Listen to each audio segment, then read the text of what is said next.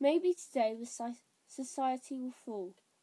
Then night comes again, and we're all waiting. All still waiting. But I know the pilot's real. 3 officials walk up to the door of a little house at sunset. The house looks like all the others on the street. The 2 shutters on each of its 3 forward-facing windows. 5 steps up to the door. 1 small spiky bush planted to the right of the path. The oldest of the officials, a man with grey hair, raises his hand to knock. 1, 2, 3. The officials stand close enough to glass that I can see a circle-shaped insignia sewn on the right pocket of the youngest official's uniform. The circle is bright red and looks like a drop of blood. I smile, and he does too, because the official is me. In the past, the official ceremony was a big occasion at City Hall. The society held a formal dinner, and you could bring your parents and your match with you. But the official ceremony isn't like one of the big 3 ceremonies: welcoming day, the match banquet, and the final celebration. And so, it's not what it used to be. The society has started to cut corners where they can, and they assume officials are loyal enough to not complain about their ceremony losing some of its trimmings. I stood there with 4 others, all of us in new white uniforms.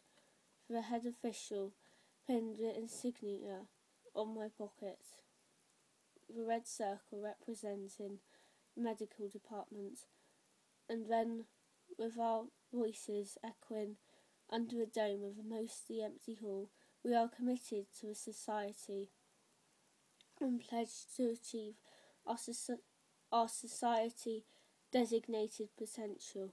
That was all. I didn't care that the ceremony wasn't anything special, because I'm not really an official. I mean, I am, but my true loyalty is to the rising. A girl wearing a violet dress hurries along the sidewalk behind us. I see her reflection in the window. She's got her head down like she's hoping we won't notice her. Her parents follow behind, all 3 of them heading towards the nearest air train stop. It's the 15th, so the match banquet is tonight. It hasn't been a year since I walked up the stairs of City Hall with Cassia. It hasn't even been a year since that happened. We're both far away from Aurea now. A woman opens the door of the house. She's holding her new baby, one we're here to name. Please come in, she tells us. We've been expecting you. She looks tired, even on what should be one of the happiest days of her life. The society doesn't talk about it much, but things are harder in the border provinces. The resources seem to start in the central and then bleed outward. Here in the Camas province is kind of dirty and worn out.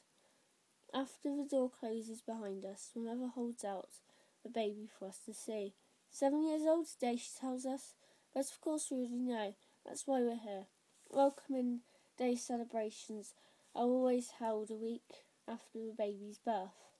The baby's eyes are closed, but we know from our data that the colour is deep blue, his hair brown.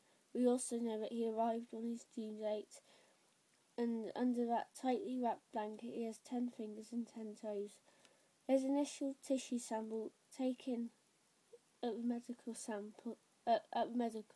centre looked excellent.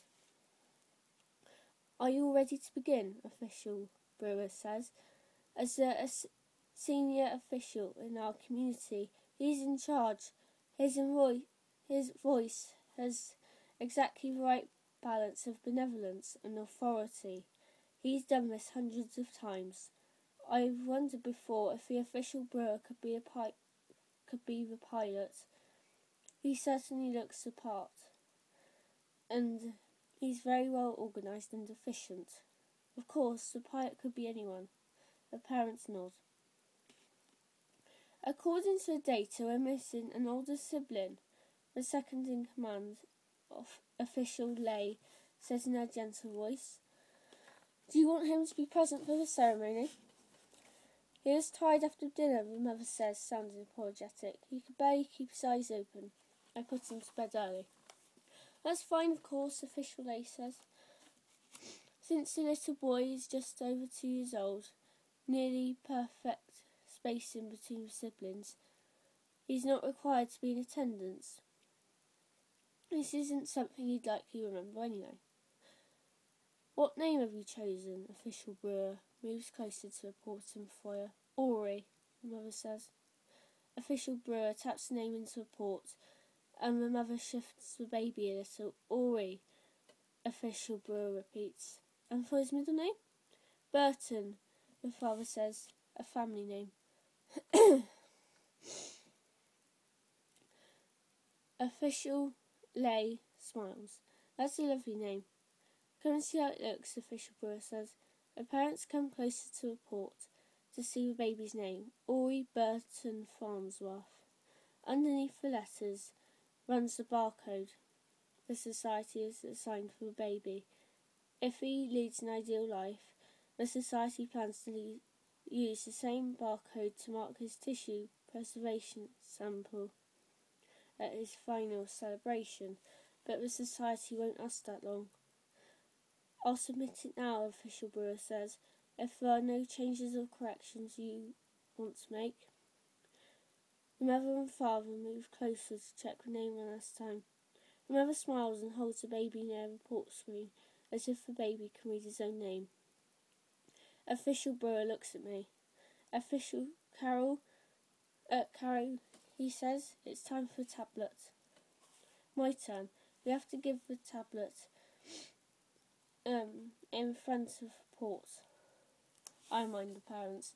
The mother shifts, or even higher, so the baby's head and face are clearly visible from the port screen to record. I've always liked the look of the little disease-proofing tablets we give on welcoming day ceremonies. The tablets are round and made up of what looks like 3 tiny pie wedges, 1/3 blue, 1/3 green, 1/3 red. Though the contents of this tablet are entirely different from the 3 tablets the baby will carry later, the use of the same colours represents the life we all have in the society. The disease-proofing tablets looks childish and colourful. They always remind me of the paint palettes on our screens back in first school. The society gives the tablet to all the babies to keep them safe from illness and infection. The disease-proofing tablet is easy for babies to take. It dissolves instantly. It's all much more humane than the